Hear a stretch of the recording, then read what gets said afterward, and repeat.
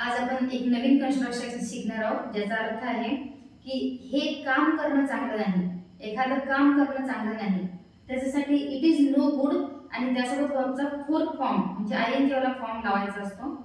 It is no good talking on phone for a long time. फोनवर जास्त वेळ बोलणं चांगलं नाही. It is no good showing off. दिखावा करणं चांगलं नाही. It is no good abusing. Abuse म्हणजे शिव्या देणे. शिव्या देणं चांगलं नाही.